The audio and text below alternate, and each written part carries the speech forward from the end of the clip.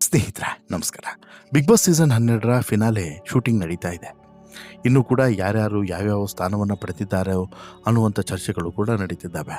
ಒಬ್ಬೊಬ್ಬರು ಒಂದೊಂದು ಸ್ಥಾನವನ್ನು ಪಡೆದಿದ್ದಾರೆ ಎನ್ನುವಂತಹ ವಿಚಾರದಕ್ಕೆ ಸಂಬಂಧಪಟ್ಟಂತೆ ಅಭಿಪ್ರಾಯಗಳು, ಒಂದಷ್ಟು ಒಪಿನಿಯನ್ಗಳು ಕೂಡ ಕ್ರಿಯೇಟ್ ಆಗ್ತಿದ್ದಾವೆ. ಅವರು ಆ ಸ್ಥಾನವಂತೆ, ಇವರು ಈ ಸ್ಥಾನವಂತೆ ಅನ್ನುವಂಥದ್ದು. ಈಗ ಸಿಕ್ಕಿರುವಂಥ ಮಾಹಿತಿಯ ಪ್ರಕಾರ 3ನೇ ಸ್ಥಾನವೂ ಕೂಡ ಯಾರು ಅನ್ನೋದು ಫೈನಲ್ ಆಗಿದೆ ಅನ್ನೋದು ಗೊತ್ತಾಗಿದೆ.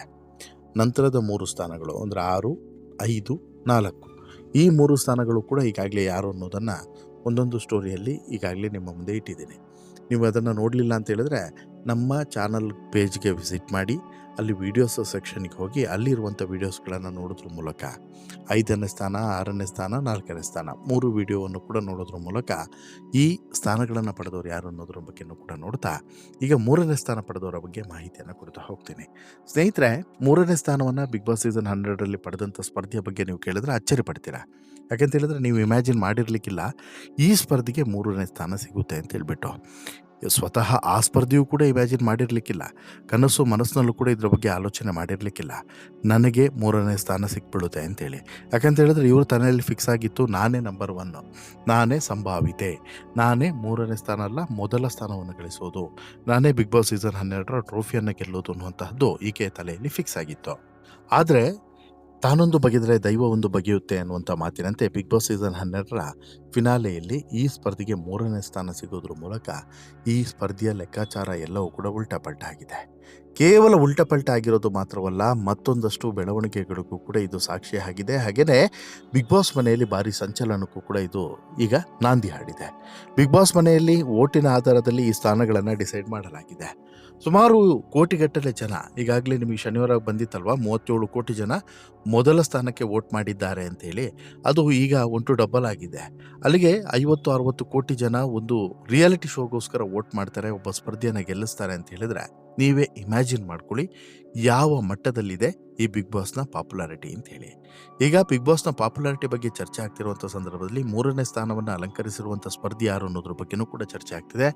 3ನೇ ಸ್ಥಾನವನ್ನು ಪಡೆದಂಥ ಸ್ಪರ್ಧಿ ಬೇರೆ ಯಾರು ಅಲ್ಲ, 1ನೇ ಸ್ಥಾನವನ್ನು ನಾನು ಪಡಿತೀನಿ ಎನ್ನುವಂಥ ಅಹಂಕಾರದಲ್ಲಿ ಮೆರಿತಾ ಇದ್ದಂಥ ಅಶ್ವಿನಿ ಗೌಡ ಅವರೇ 3ನೇ ಸ್ಥಾನವನ್ನು ಪಡೆಯೋದ್ರ ಮೂಲಕ, 2ನೇ ರನ್ನರ್ ಅಪ್ ಆಗೋದ್ರ ಮೂಲಕ ಬಿಗ್ ಬಾಸ್ ಮನೆಯಿಂದ ಹೊರಗಡೆ ಬಂದಿದ್ದಾರೆ ಅನ್ನೋಂಥ ಮಾಹಿತಿ ಸಿಗ್ತಾ ಇದೆ. ಬಿಗ್ ಬಾಸ್ ಮನೆಯ 3ನೇ ಸ್ಥಾನವನ್ನು ಅಂದರೆ 2ನೇ ರನ್ನರ್ ಅಪ್ ಸ್ಥಾನವನ್ನು ಅಶ್ವಿನಿ ಗೌಡ ಅವರು ಅಲಂಕರಿಸಿದ್ದಾರೆ ಅನ್ನುವಂಥ ಮಾಹಿತಿ ಸಿಕ್ಕಿದೆ. ಅಶ್ವಿನಿ ಗೌಡ ಅವರ ಪ್ರಕಾರ ಅವರು ಮೊದಲ ಸ್ಥಾನವನ್ನು ಅಲಂಕರಿಸಬೇಕಾಗಿತ್ತು. ಅವರ ರಕ್ಷಣಾ ಪಡೆ ಏನಿದೆ, ರಕ್ಷಣಾ ವೇದಿಕೆ, ಕರ್ನಾಟಕ ರಕ್ಷಣಾ ವೇದಿಕೆ, ಈ ವೇದಿಕೆಯ ಎಲ್ಲ ಸದಸ್ಯರುಗಳು ಕೂಡ ಹೋಗಿ ವೋಟ್ ಮಾಡಿಸಿದ್ದೇನೋ, ವೋಟ್ ಮಾಡುವಂತೆ ಮನವಿ ಮಾಡಿದ್ದೇನೋ, ನಾರಾಯಣಗೌಡರು ನೇರವಾಗಿ ಚಾಲೆಂಜನ್ನು ಹಾಕಿದ್ದೇನೋ ಎಲ್ಲವೂ ಕೂಡ ಆಗಿತ್ತು. ಹೀಗಿದ್ದರೂ ಕೂಡ ಅಶ್ವಿನಿ ಗೌಡ ಅವರು ಈಗ 3ನೇ ಸ್ಥಾನವನ್ನು ಅಲಂಕರಿಸಿದ್ದು ಯಾಕೆ ಅಂತೇಳಿ ಕೇಳಿದ್ರೆ, ಅಶ್ವಿನಿ ಗೌಡ ಅವರ ಓವರಾಲ್ ಪರ್ಫಾರ್ಮೆನ್ಸನ್ನು ತೆಗೆದುಕೊಂಡಿದ್ದಾರೆ.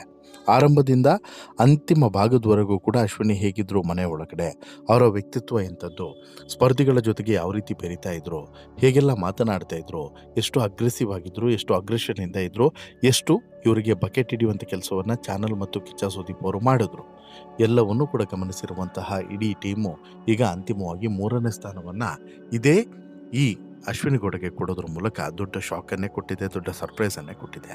ಅಶ್ವಿನಿ ಗೌಡಗೆ 3ನೇ ಸ್ಥಾನ ಸಿಗೋದಂತೆ ಮಾಡಿದ್ದು ಸ್ವತಃ ಆಕೆ ಅಂತಲೂ ಕೂಡ ಹೇಳ್ಬೋದು. ಯಾಕಂತ ಹೇಳಿದ್ರೆ ಆಕೆ ಮಾಡಿದ ತಪ್ಪಿನಿಂದನೇ ಆಕೆಗೆ 3ನೇ ಸ್ಥಾನ ಸಿಕ್ಕಿದೆ. ಒಂದು ವೇಳೆ ಅಶ್ವಿನಿ ಗೌಡ ಕೆಲವೊಂದಷ್ಟು ತಪ್ಪುಗಳನ್ನು ಕಿಚ್ಚ ಸುದೀಪ್ ಅವರು ತಿದ್ದಿದಂಥ ಸಂದರ್ಭದಲ್ಲೇ ಮಾಡಿಕೊಂಡಿದ್ದಿದ್ರೆ ಬಹುಶಃ ಹೀಗಾಗ್ತಿರ್ಲಿಲ್ಲ.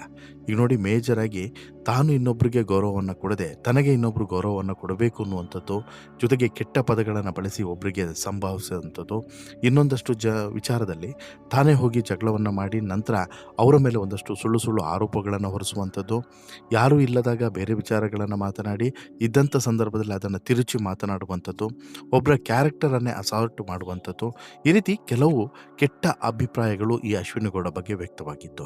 ಕೆಟ್ಟ ಒಪಿನಿಯನ್ಗಳು ಕೂಡ ಕ್ರಿಯೇಟ್ ಆಗಿತ್ತು.